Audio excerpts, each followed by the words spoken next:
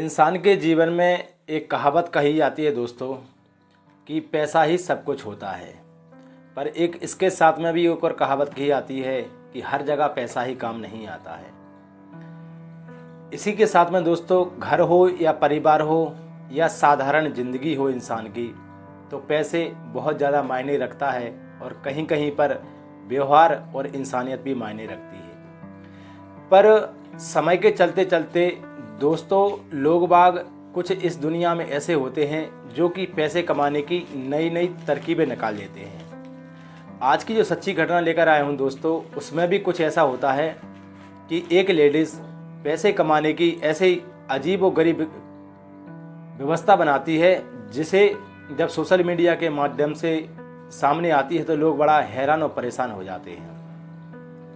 नमस्कार, जय हिंद दोस्तों, कैसे हैं आप सभी लोग। आशा करता हूं आप सभी लोग अच्छे होंगे और एक बार फिर स्वागत है कहानी आपकी मेरी इस यूट्यूब चैनल में। दोस्तों, आज की जो घटना है वह है उत्तर प्रदेश की, और उत्तर प्रदेश में एक ज़िला पड़ता है गाज़ियाबाद और गाज़ियाबाद का एक थाना पड़ता है मुरादनगर।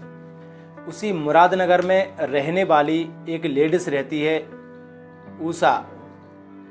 डॉक्टर सुधा नाम की एक लेडीज़ रहती है जिसकी उम्र रहती है तकरीबन 65 साल, और इसके पति की आज से 20-25 साल पहले मौत हो जाती है किसी कारणवश।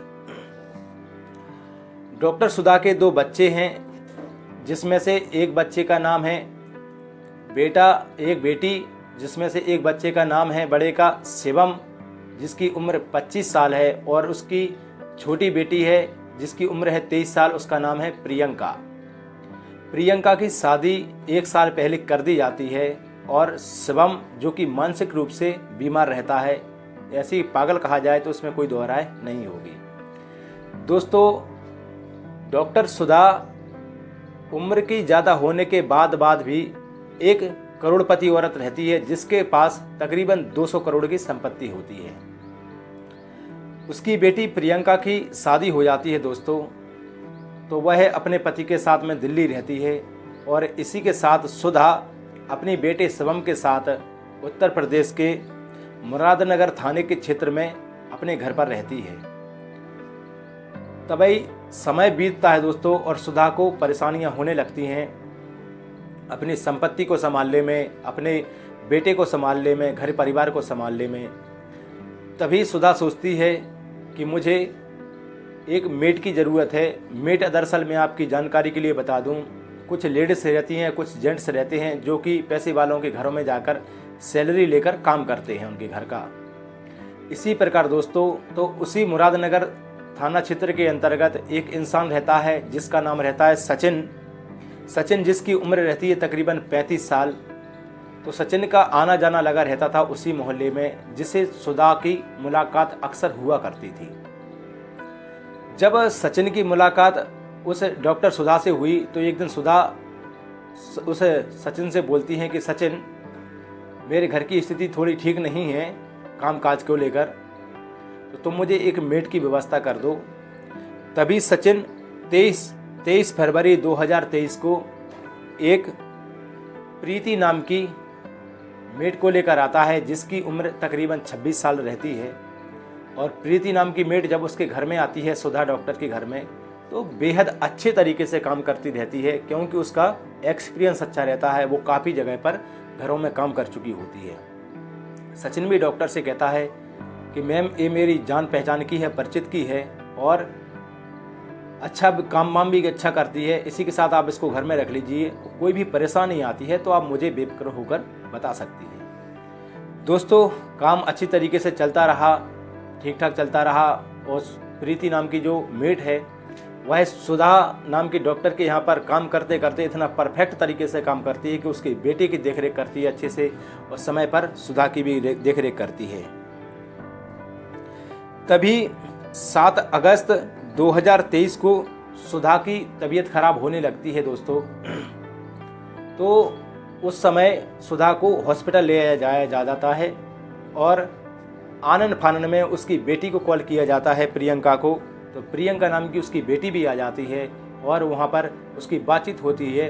तो 2-3 दिन सुधा डॉक्टर अस्पताल में एडमिट रहती है साथियों। इसी के साथ में सुधा की 7 अगस्त 2023 को मौत हो जाती है।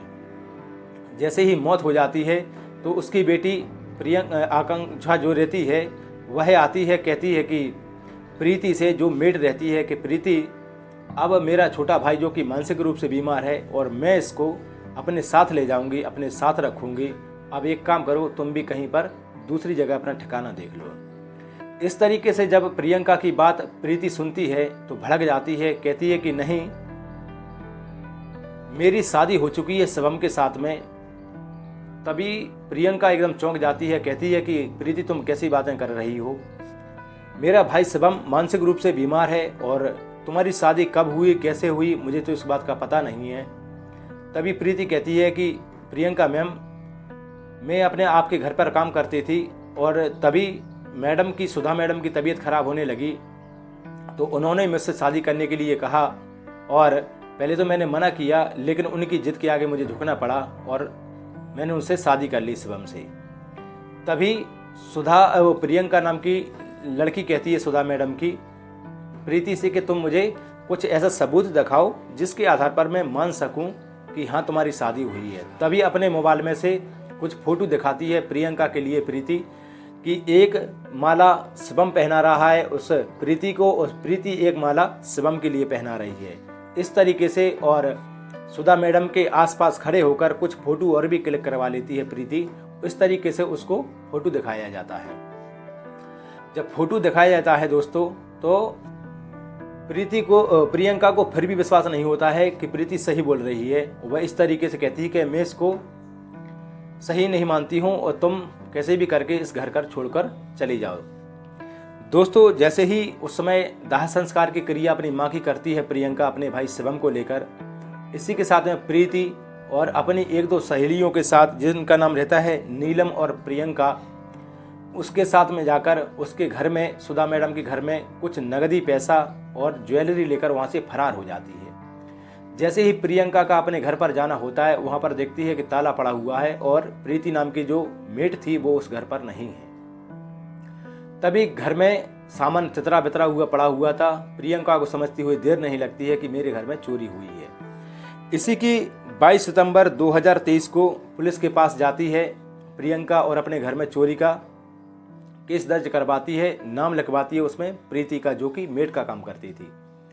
प्रीति लापता हो जाती है दोस्तों। इसी के साथ में पुलिस उसकी छानबीन करती है। पुलिस को कोई सुराग हाथ नहीं लगता है और तब कोई सुराग हाथ नहीं लगता है तो प्रियंका बताती है पुलिस वालों को कि सर एक सचिन अंकल हैं जो कि इधर पड़ोस में रहते हैं और सचिन अंकल के जरिए से ही प्रीति हमारे घर में आई थी। सचिन अंकल ही उसको लेकर आए थे और उन्होंने बताया था कि प्रीति को मैं अच्छी तरीके से जानता हूँ, एक अच्छी लड़की है।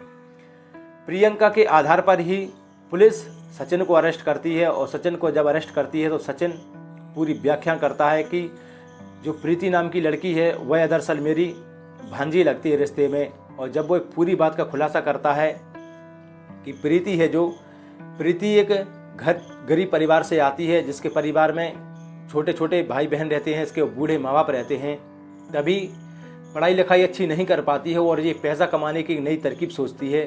तभी 2 साल पहले प्रीति किसी नए इंसान के घर पर काम करने के लिए जाती है और वहाँ से चोरी कर कर भाग आती है। और इस तरीके से जब पूरी घटनाक्रम अपने मामा सचिन को सुनाती है तो सचिन उसमें एक प्लानिंग करता है और कहता है कि अब हम इस काम को निरंतर और अच्छे तरीके से अंजाम देंगे। तो दोस्तों इसी के साथ में सचिन नए नए घरों में जाता है, देखता है कि जहाँ कोई लोग मानसिक रूप से परेशान हैं या बूढ़े पुराने लोग हैं या जो मरने वाले हैं, ऐसे लोगों के पास में जाके कांटेक्ट करता है और प्रीति को और उसकी जो सहेलियां रहती हैं उनको मेट के रूप में वहाँ पर उनके घर में रख देता है।